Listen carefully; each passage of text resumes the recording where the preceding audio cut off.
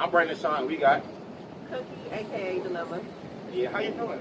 I'm here. I'm present. I'm in the moment. Okay. We have the wolf, nice here, nice background. But no, you're one of my favorite poets, especially when you're like, I'm toxic. Oh my God. That's my favorite poem. When I hear that, I'm like, let's do it. So what inspired you to make that poem? So in January 2024, I went with my friend Alonatic to Voices of Power because somewhere around 2023 he kept trying to get me outside after he saw me perform at Pure, and he was like, "You're dope. Like you need to believe in yourself. Like we outside now, and we've been outside ever since." So we went to Philly, and I didn't even sign up. And then the list had closed, and then they was like, "Why you didn't sign up?" Then I'm with him, somebody that just went viral on their page. So they came over, the host came over and talked to me, was like, "Just go put your name in." And I was like, okay, I don't know what I would do, whatever. And then he was like, oh, this is funny. I was just talking to this young lady, and I was like the second poet to go, so I was the first female. And I had a feeling that I was about to get called, so I just pieced two poems together. And I was like, went up there, did it. At that time, I wasn't really performing. I was just reciting poetry. And I was like, damn, like I really just hit this stage that my peers be coming to. It's a raffle. They really want to go on here. They get put on YouTube. They get put on one of the biggest poetry platforms. And I'm not taking this serious. I was like, I gotta take this serious. So directly before that, I had asked along. I was like, do you want to do trap poetry next month? He's like, I'll let you know. So when I left the stage, he was like, we riding tickets right now. We going. So I was like, all right, trap. Like I gotta think trap poetry. Because I've been there before with him, and like my message wasn't received well, and it was about how young women, like how we didn't really have our dads, and the dudes didn't really have their moms present, and all this other type of stuff, and they did not receive that well at all. So I was like, I know what type of girls they like. They like toxic shit. So I haven't actually took out a book and written since I was a child. This time I actually took out a book. I started a different poem that was called Kookie, and then I started I'm Toxic, and I was like, that's the one. They won't eat that one up, and ever since I did that poem, What's your most toxic trait? my most toxic trait. One that was told to me was that I'm too good to be true. Okay. You know when people used to say that, I was like, they and shit. Like I'm too good to be true. Like I'm really a genuine person, and when I care for you, I care for you. And when you fuck that up, like, right. I'm not supposed to curse, but but yeah, so I think that may be it. Like once you really cross that bridge, because I'm a Libra, so we give people chance after chance. Once you really mess that up with me, like I feel like that could be my fight straight. Like, oh, I just give up. Like shit. And it's almost your birthday. Happy birthday, early birthday. Libra. Yeah, because we skipped Virgo season. Is there a line from your poetry that haunts you? I'm talking. Because now I have this stereotype on me. Even though I don't care for audience-wise that y'all see me as a toxic poet. But I hate when it comes back to bite me, like in actual relationships, friendships, and stuff like that. And if you see me as that, then you already cut off because that means you don't know me for me. Yeah. And I'm far from it. Like recovering from the past, but but yeah, definitely that one.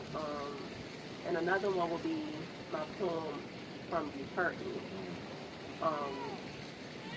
And that's the dilemma side, because I had to come up with a name for that type of poet, because when I come do wrong with people always say something wrong with me. Even if it's something is, they just not used to that from Toxic Cookie. But from You Hurt Me, it's probably like the whole. I feel like I hate when people can't take personal artists. You know what I mean? Like sometimes it's two people. Sometimes if you get a piece, this is not fully us, but it's a piece. Like everybody different pieces. And there's a lot of artists, like Cloud or like LB, they are storytellers. So it don't even be about their life. And that's cool that they could appreciate the two and separate it. And there's other poets that I kind of don't want to throw out there, but like Chaos be doing sometimes. Like, you would really think them poems is about him, and then when I go back, I'll be like, hey, who is this about? And he'd be like, oh, I wrote about what a future relationship I want to be in. And he might pull something from some places, but you wouldn't know if it was really true or not. You're just going to take it as all true. Maybe like that sometimes. What is your writing process? my writing process as of lately. So my first writing process used to be I was a writer. It was my diary. I'll wake up at like 2 in the morning. Whenever it hits me, I just sit there, grab out my phone, and type it up. So that was considered like my diary.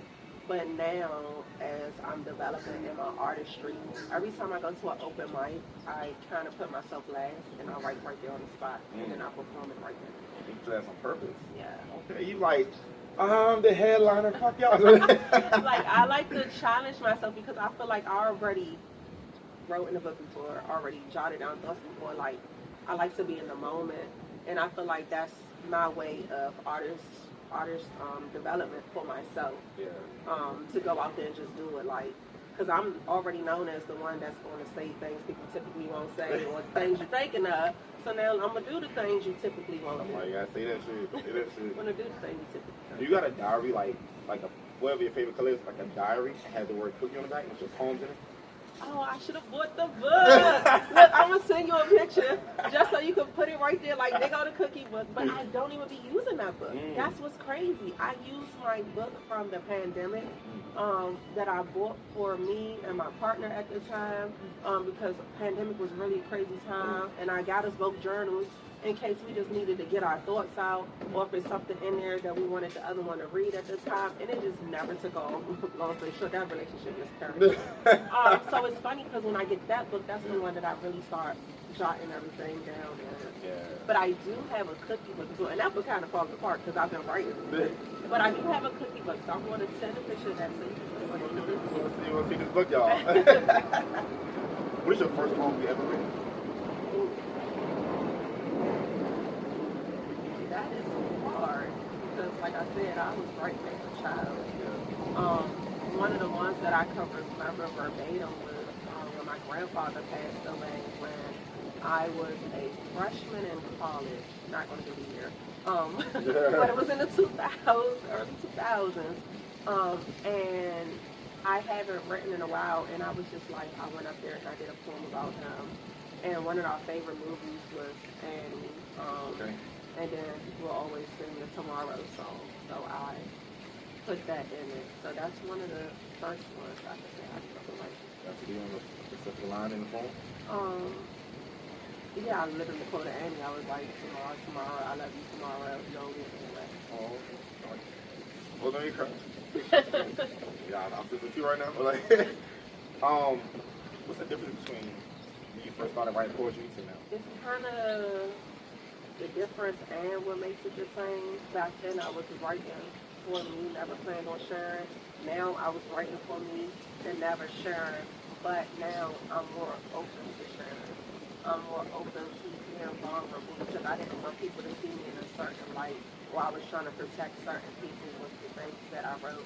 I even hold myself back from writing certain things because if it gets out, I don't want it to make it to the wrong ears or I don't like people judging people based off of other people's perceptions. So I kind of try to protect them. And it's funny because my feature that I had in May at Bus Boys and Anthony Oakes was the host, I had said on that stage that day, I was like, as of May 1st, like I'm no longer a victim. Right now I'm an advocate. So now I'm trying to veer more into that direction of not feeling like I had a abuser and whatever capacity that is. Like I didn't hurt to understand that that reference. You gotta see her at the show.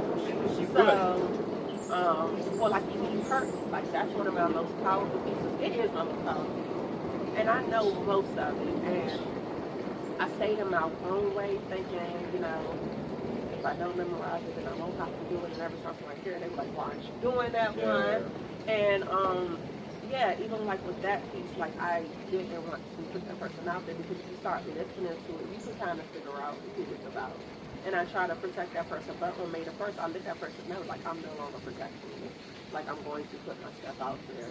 And I'm just going to let you know that this is what I'm doing. Like, I'm not out here. I was like, maybe at one point we can even discuss it, like, and talk about it. But I said, at this point, I'm doing this for me now. Like, I can't keep holding myself back because I'm trying to protect you. Like, come on stage with me. With the You know how spotlight much on everybody love me? Are they going to drag that person out of there? What is some of your favorite poets in the DMV? DMV. So that doesn't make me sorry, Baltimore. I love Baltimore though. My very, very, very favorite poet is Lonesome. And it's not just because he got me out and I believe him. Like, he's a wordsmith in himself. Like, the way he doesn't do double entendres. He does triple, quadruple, entendres. Like, he is a really, really great poet. Another one that I was very fortunate to watch develop is Will Cook Creates. He is now part of a slam team, and he's won is it the rookie slam poet of the year? Yeah, and he's one of us. But he's a white guy, and I just love the way that he just blends with us. Like, I know some people be like, oh, you don't see cut. Like, we don't see cut. Like, he's literally, like, he's really great, and he had his own little community at one point that he got poets together, and he allowed me in there, and that actually helped develop my artistry as well. So those are two great poets. It is so many, and I feel like if I name another, other people will be mad. But I'm just going to stick with those two right now. I would love to name a female, but I love all of y'all. I love all of y'all. Do poets have like collaborals? Like, do two poets gonna stay and go back and forth? Yeah, so that's the slam. Okay. And since we're doing this interview, I'm gonna give you a little, what is it called? It's not a spoiler, but what is it called? Not even a teaser, like. No. Oh gosh, I am hosting a mic on September the 17th. And it's going to be a battle of the sexes. Okay, I'm coming. So it's not. Are you even going to be here? Yeah, I will be here. Not the week before, but I'll be here. Oh my gosh. So, and slam poetry is, you know, really a battle. But for this one, I want, like, if it could be 7 men, 7 women to sign up, like I have them going interchangeably. Yeah. Just doing the poems, but at the end, it's going to be 2 poets at the end. Okay. That's going piece for piece. To see who the winner is. So it's not really more so they're battling each other. It's just, in a sense, they are, but it's not slang. Telling people to say the date. I'm saving it for. Well, I say the date. I'm going to be here. September the 17th. At Howard. So all the information will be on my page first. Okay, now we'll look out for it. If one of your poems was a flavor of a cookie, what flavor would it be and why?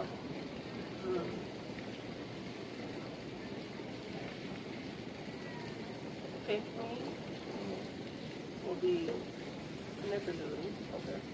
Iverson Mall Snickerdoodle. Okay. Because it's everyone's favorite. Okay. I like that. You are a bad girl cookie. Oh my so, gosh. what's your favorite cookie? Like, I have to have this. I can eliminate all of them. Snickerdoodle, chocolate chip, and I want to say Oreo, but it's got to be like ice cream for me. Like, I don't really like chocolate Oreos anymore. Like, I was big on that in high school.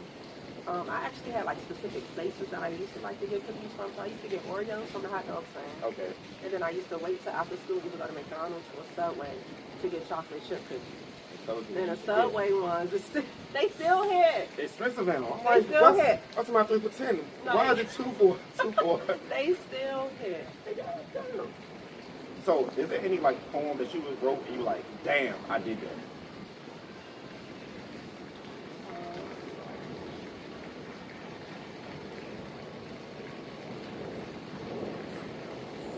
I can say the Cookie versus Dilemma. So my opener that I just came out with, it's like a 1-minute poem. And I was trying to find a way to tie it in because sometimes I might write Cookie on the list, I might write Dilemma. But if like I have a feature, like I can do that and then people can try to guess like which person am I going to be in the feature. I just did it the other day at Galactic Panther. Because I was saying people was able to do 2 poems or like 2 short ones, I should say. And I knew my other piece was like 3 minutes. So I was like, okay, let me do this little opener and it hit real well. It hit real well. Does it hurt to write poetry? Uh, it's more so of a outlet. So sometimes it might be sad, and not hurt. Because for me, poetry is therapy, so it's like me getting it out. Okay. Now, going on stage to do it, Yeah. yeah, it might be a little, like, when I'm dilemma, it's more vulnerable. Cookie, I can be fun. Yeah. I can be fun. But even in those fun times, if I'm going to be cookie, like, that don't mean I might be in the best mood. Maybe I want to go up there, hey, y'all laugh. Well, I want to make myself laugh in that moment. And that's, like, really hard right now with the industry because they are so used to me being in social butterfly, but you know I'm really not. Like, I rather but the people that really know me know, like, I'd rather be left alone. But sometimes I do. And it was one time recently that I had to tell everybody, like, I'm not giving hugs today. Some people, like, looked at me up and down, like, but I gotta do it for me. So I just bought this little pin off a Sheen and it say Social Battery and got the smile. Yeah. So I'm gonna start wearing that to mic so y'all can know where I'm at. So y'all can know where I'm at to see, because, you know, you gotta set your own boundaries. Because some people don't get it. Like, when I tell people this is my therapy, like, I love therapy, this is my therapy, you know, I see therapists for some saying that shit. That's neither here or there. Like, sometimes I'm just not feeling being social, and if I'm just quiet, they take it as something too when I'm probably locked in. Yeah, sometimes you gotta, like, people gotta find, like, what the other person like, what they into. Some people get ready different ways, you know? Because I took offense to that one time. I ain't gonna lie.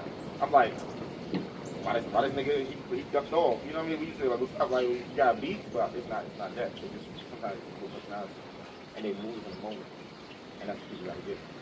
I think, like you said, some people gotta separate the artist from the artistry. So, Cookie is definitely a persona. Yeah. Like, I'm not even Cookie no more. That's why I wanted to change that name. Because I became Cookie in high school. I've been Cookie over a decade. Over a decade. So it's like, maybe if they hear Dilemmas, they can know I'm about to be more vulnerable. Even that still didn't fix. Yeah. So, you know, and it's a lot of people that think they know you because of your artistry. Yeah. You don't. Oh. You don't know me. Like, you know, artist Cookie, you know, artist Dilemma. You don't know me. I allowed you in as far as I would like for you in. Is there any place in the world that you want to perform your poetry at? Ooh, I heard Houston has a good platform out there.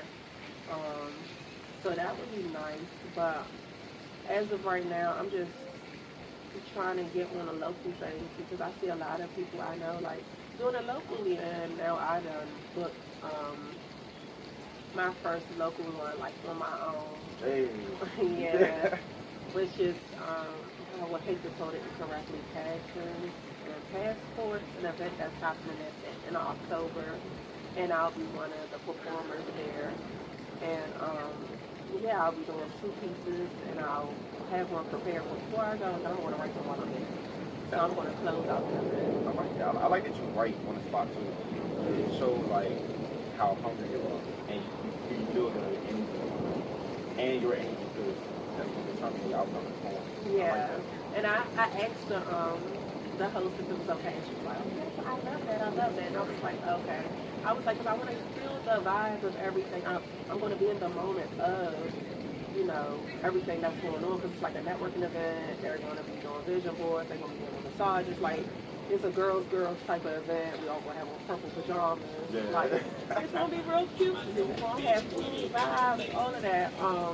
And one of my friends, when I mentioned to her, she's like, are you going to be able to write if you're trying to be in the moment? I'm like, you haven't seen me do it yet. You haven't seen me do it yet. I like that. If you could use metaphors or similes for us to kid, which one you use? Metaphors or similes? You said for the rest of the what? Your career. Metaphors. Can't really say why. I think my whole life is already a big metaphor. A whole big metaphor. That'll be a poem too. You have a poem called Metaphor. Like, say. Save that for later. What's the wildest thing anybody ever say about your poetry? wildest. It's such a cliche, but they just be like, I knew you was toxic. And it's like, huh? But I get more compliment for my poetry, if anything, um, because there's a lot of people that just don't show their vulnerability. Yeah. Like when I hit that stage, like I'm fully open. Like you don't feel like you know me. One time I was at Reverse Open Mic, All Eyes on Me, and I did I'm Toxic. That's when I first was doing it, and I was just trying to get it out there. Yeah. And the guy was like, I really liked your poem. My girlfriend ain't like it. And I'm like, why? She was like, she ain't like that last line. And I say, the first line of the last bar is, I'm toxic. Of course, I think like a man, so I won't get played like a bitch. And that's like referencing Steve Harvey in his book. I like that line. And then the last line goes, but all I really want to be is a man's best friend. Yeah. So maybe being a bitch isn't half bad. Yeah. So then he's like, see, she wants to be with him. Like, I'm like, I hope y'all do not get in an argument tonight. like she would like the whole poem until I got to the last line. And it's so funny because I hope I'm saying her name, sorry. The doc. I just took her workshop last Tuesday. And she gave us a writing prompt. And she wanted us to talk. Shoot, what was the writing prompt about? She gave us a writing prompt. And I didn't stick to what the topic was about. But then, and we was only supposed to have 8 lines. By the 8 line, that's when you knew what I was talking about. That stuck to the prompt. Yeah. And she was like, sometimes, the first 0.8 seconds count the most. But for my stuff, I like my last line to count. So I challenged myself right after her writing prompt. It was Bus Boys Open Mic. And I challenged myself to make them first 8 seconds count. Yeah. And I believe it did. And I really liked the poem I did. And I didn't even finish it. And I just ended it on the stage. So, yeah, it's funny. I'm the type that likes to punch you at the end. But maybe I'll jab you in the beginning and punch you at the end. I don't know. Hey, that's crazy. So this is an interview thing called This Could Get Dangerous, right? Okay. So I'm going to give you like a raffle, and you pick a raffle exact. Actually, if it's the same, read it. Oh, so you can pick. You know which one is more embarrassing. You scratch that out. Embarrassing. As an artist, or? It can be whatever. Gosh. I get embarrassed easily. I kind of take things for what it is. I laugh at myself. Dang. So I'm like, embarrassing that happened to me.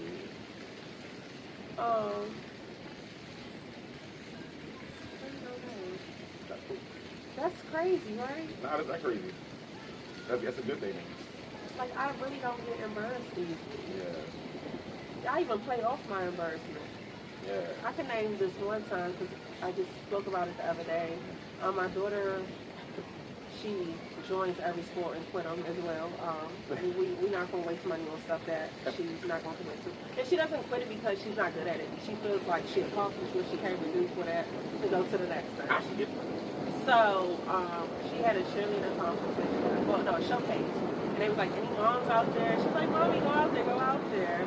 And I went out there because I used to be a cheerleader all throughout school. And I did a round off into a split. Man, I pulled my hamstring, but I ain't let nobody know. I was paid for 3 days because they got the stretch I didn't. But I killed it, and she was so excited. I like that. And I walked off like ain't nothing happened. Was you limping when you got off? No, and my youngest little father was there, and he was like, how you do that? You know you got help her. I was like, shut up, let him play it off. My baby is happy. Like, I just became the cool mom on the spot. Nah, I like that. If your poem can have any color, what would your poem be? Any color? Yeah. Mm.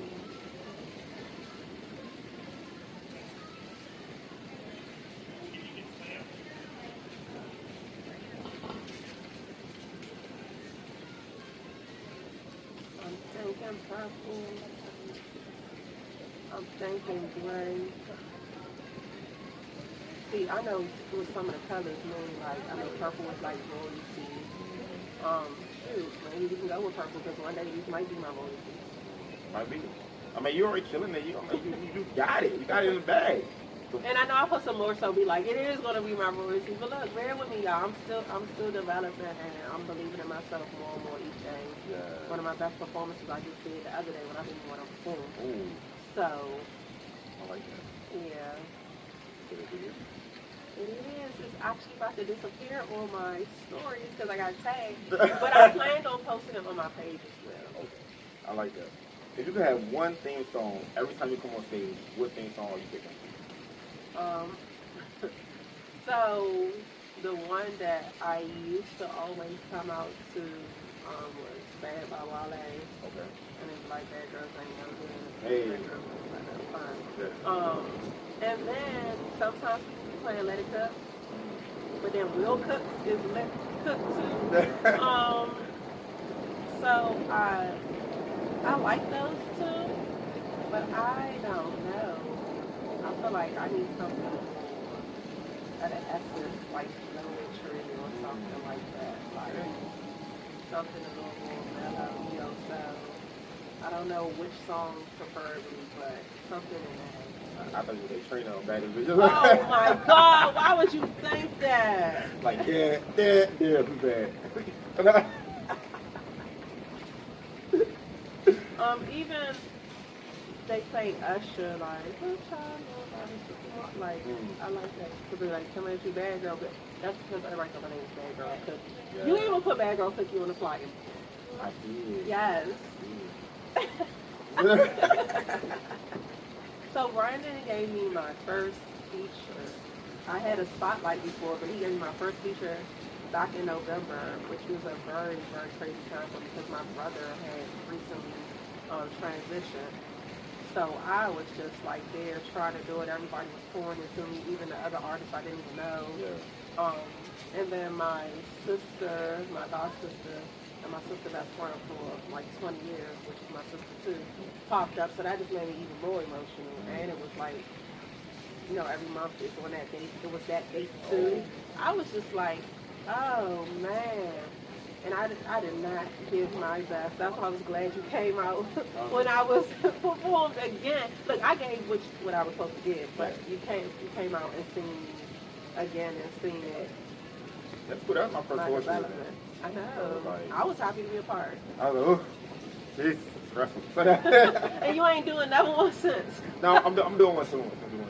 And now I got better ideas. I can see vision. You know what I mean? You get first one, you got eye so now I know. Yeah, is there anything else you want to tell people? You know, any performances, like poetry also? So if you type in Dilemma, Dilemma, Bad Cookie will pop up. So I also do hair. Hey. Specialize in locks over 20 years. All my events will be posted, but like I said, I have an open mic that will be happening on September the 17th, and then depending on how this goes, I already have October set up with one of the artists confirmed, and it will be the day before my birthday, so that will be good. And I have 2 events happening in October, so if you connect with me on Instagram, my link tree will be there, and all the events will be in my bio. I like that. All right, y'all. We out. I'm Brandon Deshawn. Yes. Cookie. All right, y'all.